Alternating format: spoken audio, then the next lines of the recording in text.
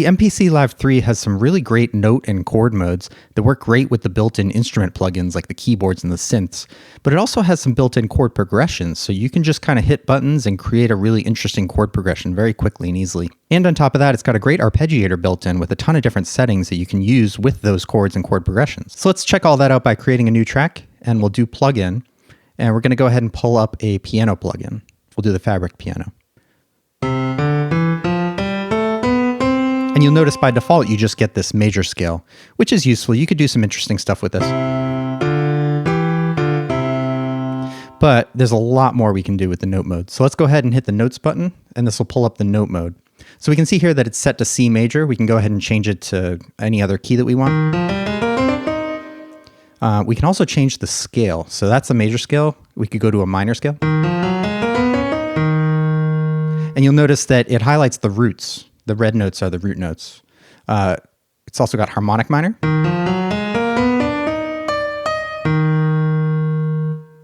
We got pentatonic, which I actually think the two different pentatonic modes are probably the most useful. They work kind of great with any chord progression or any type of music, I think. And then we can change the octave here. But we can also change the octave by just switching banks up here. And then we have a minor pentatonic scale.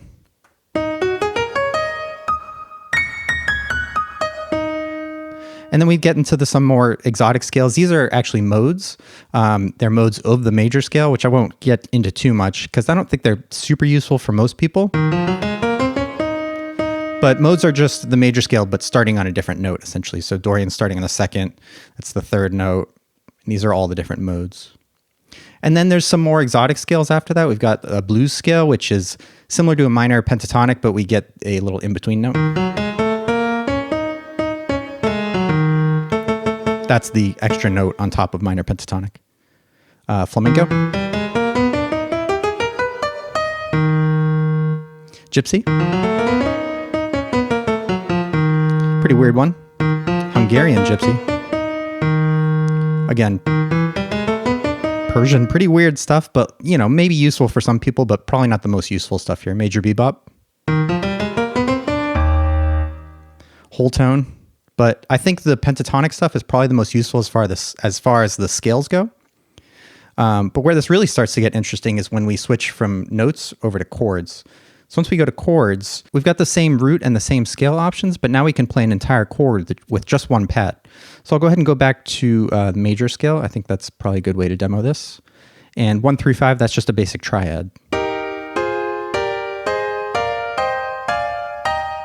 And even that in itself is pretty useful. You could come up with some pretty cool stuff there.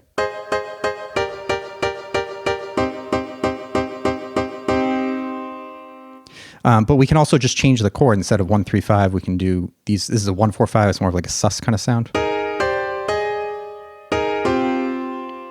Which I think this would sound good with the pentatonics, as well as this 1, 2, 5. We also have a 7th chord here. This will just pick the 1, 3, 5, 7 notes.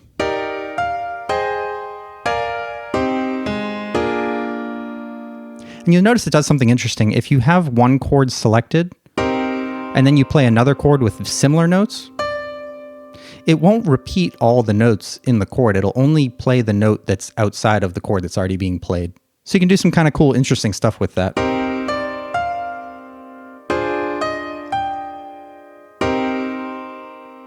It sounds really cool. So let's go over to the next chord. This is the same 7th chord, but with a flat 7 all the time, regardless of what the notes are, which I think is probably not super useful. It sounds pretty weird most of the time. You could get a little bluesy maybe with it, but I think that's not particularly useful. And that's it for the chords, but you can kind of get a lot done with just those few basic chords. We can also go to chromatic chords, so this will just play the exact same chord on every pad, regardless of the scale. This is also a little weird sounding, but might be useful for some people. And we have some different chord options here. I think the sus chords might be the most useful for this mode. Those probably sound the most musical to me, I would say. Or maybe you could figure out maybe some like house chord progressions with these major chords. If you're into that kind of thing, that could be cool.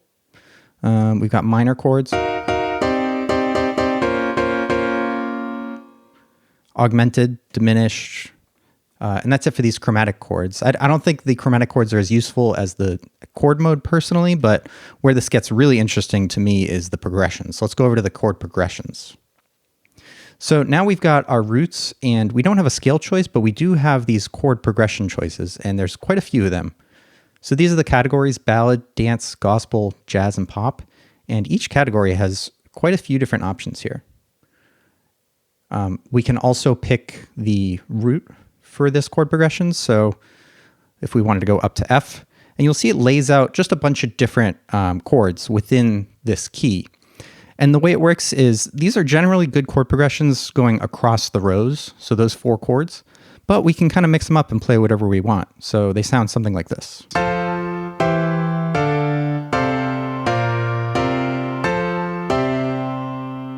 And again, you can change octaves with the banks up here. Let's go down another octave here.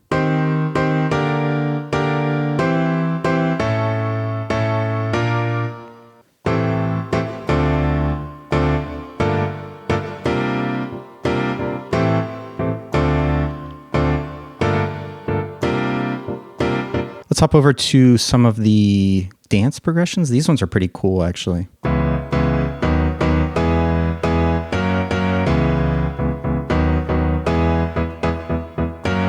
Yeah, that sounds great to me, especially with that piano patch. That works really well. So you can see there's some repeated chords here, but the voicings are a little bit different. So again, you can do the thing where you play one chord and then you play another one that has some slightly different notes in it, and it'll only play the new notes in that other chord.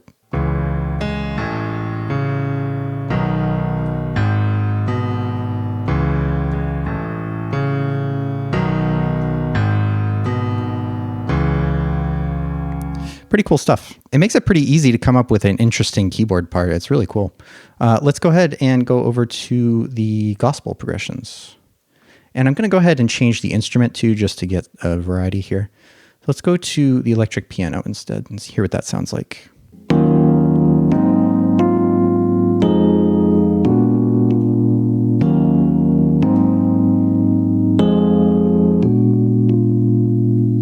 Nice.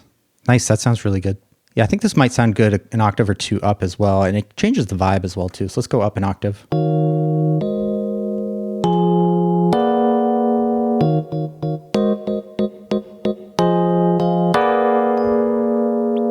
Yeah, very cool sound. Let's go over to the jazz progressions. These ones are going to be a lot richer. The chords are going to be a lot denser, I think.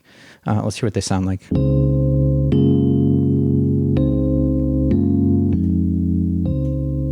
I honestly feel like even just using a couple of these, 2 or 3 of these, can make a really great chord progression pretty quickly and easily. Let's hop over to the last category, which is pop. These should be a little bit more straightforward sounding, I think.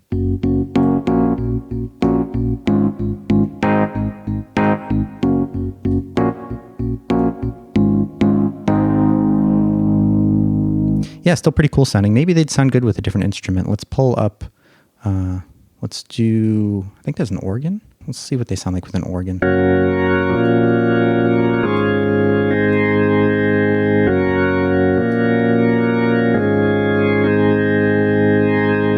Yeah, pretty useful. I really like a lot of these chord progressions a lot. There's tons of different ones, and you can change the key, which kind of changes the vibe too a lot of times.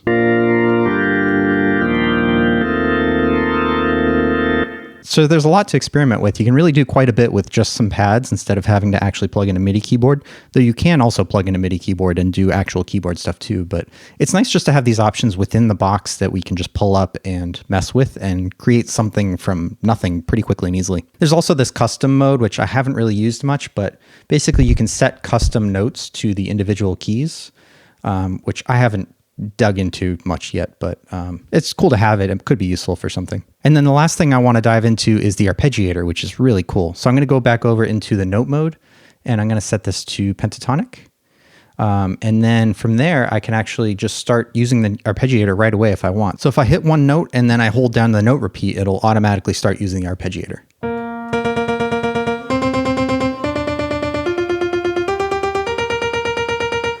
And while I'm doing that, if I want, I can change the value on that left bar over there.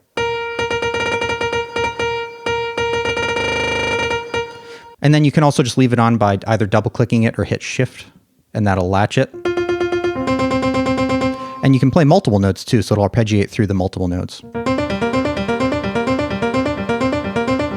And that's pretty cool in itself, but there's actually a ton more options with the arpeggiator. So I've went ahead and turned it off. If I hit shift and then note repeat and I turn it back on, there's an ARP option here. And if I go into that, that opens up the arpeggiator with all the settings. So we have different actions here. That's the arpeggiator that we just heard. There's also note repeat. So instead of going through the different notes, it's just playing all the notes over and over again. There's also rhythm. So there's these built-in custom rhythms down here. There's a lot of different ones. So those could be pretty cool to experiment with. Then there's also patterns as well, which is similar. Some really interesting stuff there. So that's pretty fun and interesting to work with. Let me just go back to note repeat, or I'm sorry, I'll go back to arpeggiator, and I'll show the different arpeggiator patterns because these are kind of fun and interesting. So the normal one is just, it just keeps repeating the notes up the entire time. But we can also go down. We can go up and then down. Down, up. And then there's the repeat at the end. There's a random one. There's the thumb up one, so it'll repeat the lower note. There's pinky, so that'll repeat the higher note. There's a lot of different options here. Skipping. Yeah, there's quite a few options here, and I actually want to demo them with a different instrument, so I'm just going to pull up maybe a synth instead.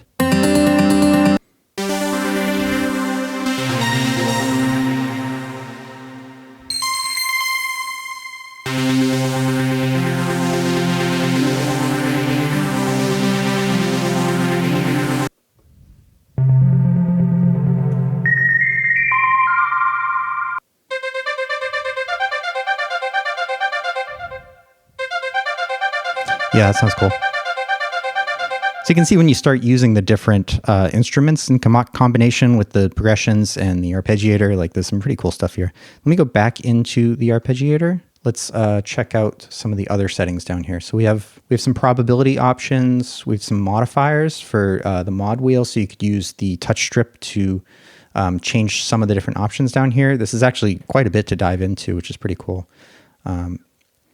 There's note length here. This is actually a really important one. This can make a really big difference in the sound.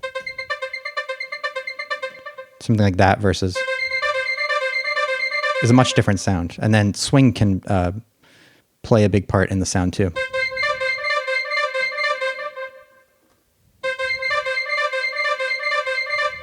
And then what I think is the coolest part is all these work with those different note and chord progression modes. So if we go back into notes, let's hop back over to the chord progressions.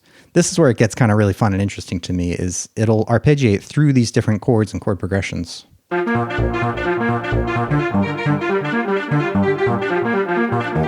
And that sounds pretty awful, but let's find a sound and a progression that works a little bit better. So that's really kind of hokey sounding, but maybe we can make this sound cool. I think this actually could work. So let's go back over to our note mode and let's get out of the pop progressions. Let's go back to a gospel progression maybe. And we definitely got to get rid of the swing on the arpeggiator too. That's not working. So go back to the arpeggiator. We'll get the timing or the swing back to nothing there. And then let's do a slower arpeggiation. So it might sound a little bit more, a little less hokey. Then actually, I'm changing my mind. Let's go back to a synth. Let me find a synth real quick that sounds cool.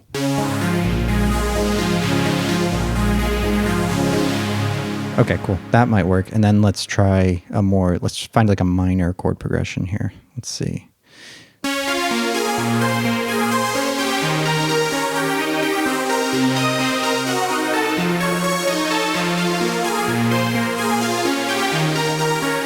Yeah, that's pretty cool. Let's go down an octave.